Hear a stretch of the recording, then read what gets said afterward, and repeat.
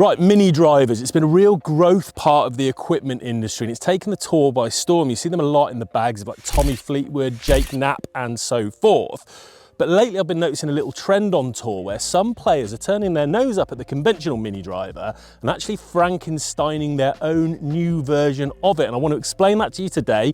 We're going to make one, we're going to test it out and see if it's got any validity for your game.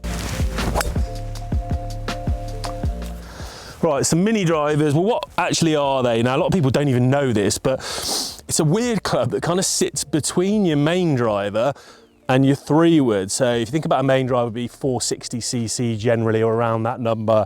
3-woods are going to be closer to kind of 200 and a bit. Most of these mini drivers, we've seen mini drivers from TaylorMade, from PXG, from Titleist, from all sorts of companies, Cobra, they generally sit between the kind of 280 and 320 marks. It's a real blend of the two, and shaft wise, again, length wise, they tend to sit between 3-wood and driver. So some people think they're pointless. Some people think you should just literally be able to hit a driver, and if you can't, you need to learn to hit a driver. Some people absolutely swear by them. So some people are using them as tee alternatives if they're struggling on tighter holes, or they don't want to go quite as far and they don't get enough out of their 3-wood. And some people are loving the fact you've got a bigger head off the deck to be able to get a bit more launch. But come down here, we've got a full size 460cc TaylorMade driver here, QI4D Max. Now, there's a couple of players on tour that I know of, and I think there's a couple more that I've heard of. Neil Shipley, Ben Silverman have been making their mini drivers. If you look in their bag, it looks like they've got 2 drivers, but they haven't. One is their main driver, which is set up for bombs in a particular shape off a high T-peg. And they've both got, well, Neil Shipley calls his Thriver, his 3-wood driver. So he's created essentially a mini driver length or even 3-wood length shaft and popped a high lofted, higher spinning head, like the Max head, so it's a G440 Max for Neil Shipley, to create essentially a mini driver, but with a 460cc head. Now, I wanted to know why they're doing it, because both of them swear by it, and it's been a mainstay of their bags. So I want to test that out, but first, before we test that out and see if it can help you, we need to go and build one, so let's go over to the workshop. Right, here we are in the workshop where we're going to spec some stuff out and start to figure out what's going on. Apologies for the slight echo. This is my new workshop. There's nothing in it, so it's very echoey. But what I've got here to start with, I've got the TaylorMade Burner Mini. Now, this is at 11.5 degrees. It's fitted with a Fujikura Ventus Black 7X shaft.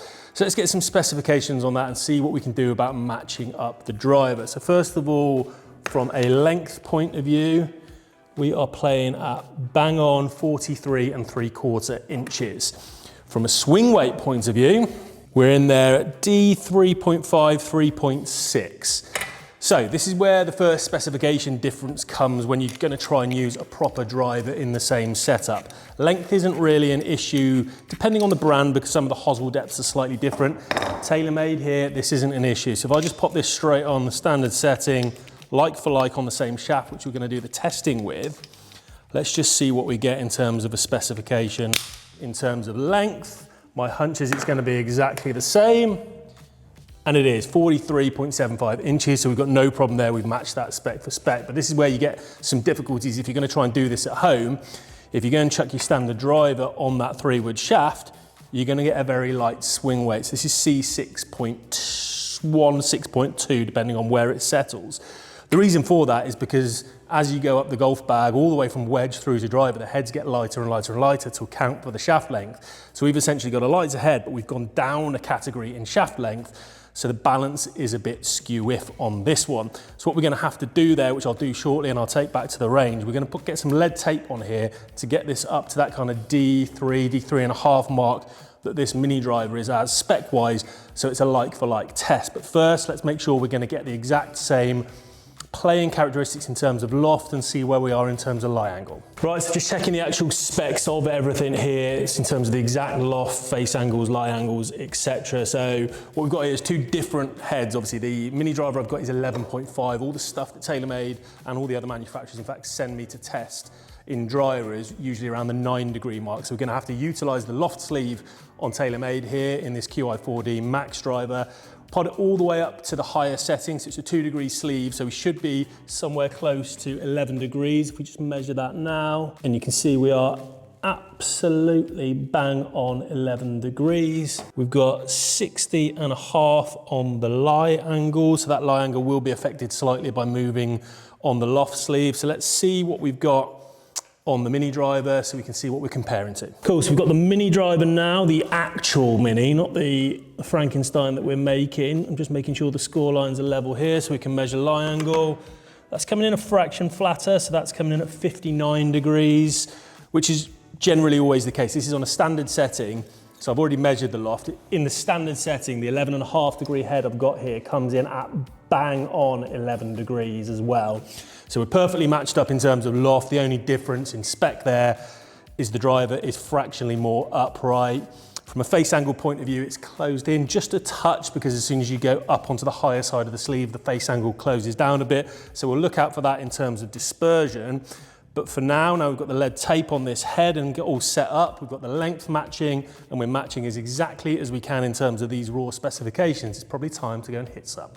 Right, sorry to interrupt. Hope you're enjoying the information on these two drivers or Mini drivers or Thrivers, whatever you want to call them. If you are, please subscribe to the channel, hit the like button, leave a comment down below. Have you tried any of this? Let us know what you think.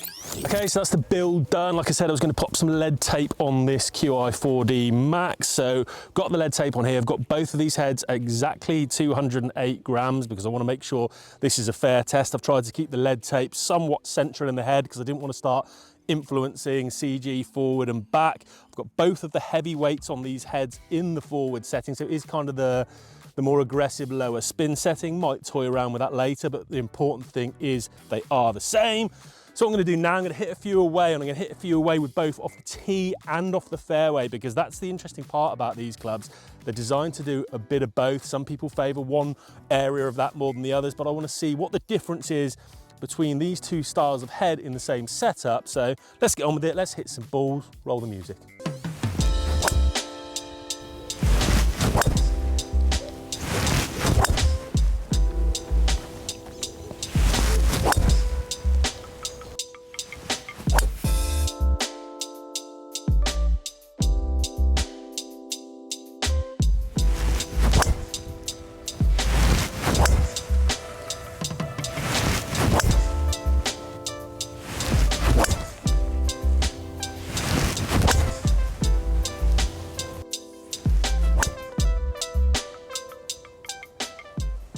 Right, well that was really interesting. So off the deck, off the tee, we've got a bit of everything there. We'll pop the data up on the screen for you now. So starting with off the tee, I didn't actually notice too much difference between these two heads. Very similar in ball speed, launch almost identical, and spin was within 150 revs. I was seeing basically the identical golf club. I would say, however, the 460cc's here in the QI4D Max, when I did miss hit it, I was retaining a little bit more ball speed. It's obviously got a higher MOI number, and my dispersion was just a little bit tighter. I've got a couple of hot ones off this where it just span a little bit lower and just absolutely zoom, which might be a nice bonus for some, but I think down in the lower handicap market, people tend to value predictability. So I saw just a couple of hot ones higher on the face off the actual Mini driver. But it was when we got down to the ground where I started to notice some slightly different things. Again, if you took the sort of carry number at face value, you'd say they're doing a pretty similar job. They're both around the 255 mark for me off the deck. They got there in very different ways, and I think I've got an explanation for it, but let me tell you first. So the Mini driver itself was launching a touch higher, but spinning a bit less. So for those who don't have the speed, I'm about 120 miles an hour driver, so obviously got enough speed to manage that. But for people who don't have enough speed, that's a potential ball flight that could be kind of falling out of the sky, not retaining the flight that you want.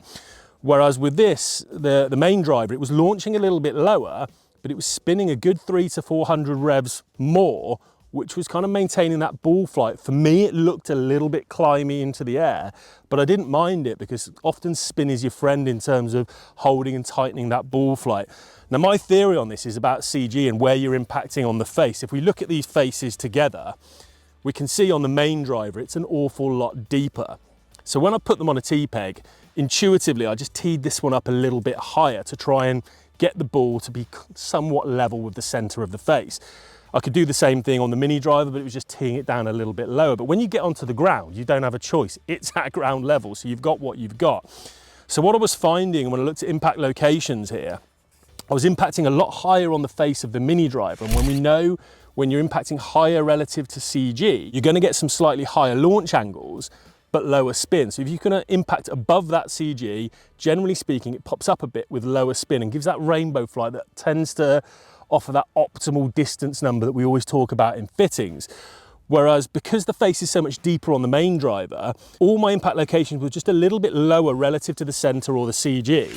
So I was getting a slightly lower launch angle for sure. So it looked a little bit more penetrating for the first 100 yards of its flight. But then that extra 300-400 revs of spin kicks in and got it climbing up into the air. So it was a completely different ball flight to achieve a very similar number at the end. But why that's important at home, I think, is for slower swing speed players of more moderate speeds. Spin quite often in this longer end of the bag is your friend. It helps keep the ball up in the air. It helps tighten that dispersion up.